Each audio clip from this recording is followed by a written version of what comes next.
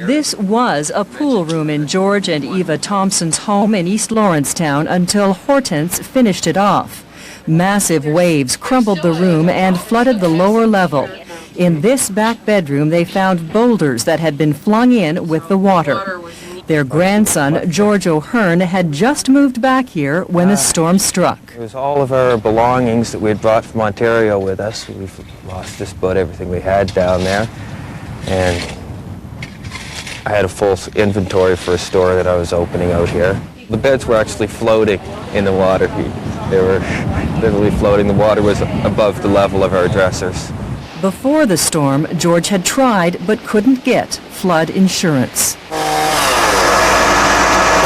From Yarmouth to Cape Breton, most of the damage involved downed power lines and washed out roads. And compared to other storms, it was just that, a very widespread storm which affected pretty well all our customers.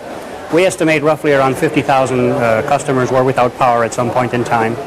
Our call centers took in some 10,000 calls during the weekend.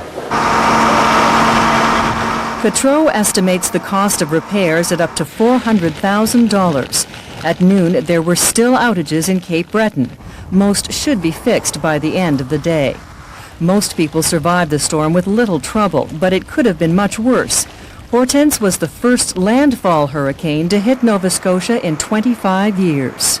In 1971, Beth made landfall not far from where Hortense made landfall along the eastern shore of Nova Scotia.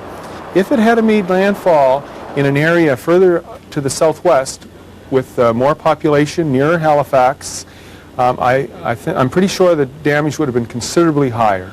Perhaps the best part of this story is, according to the Weather Center, there are no tropical storms brewing in the Caribbean right now.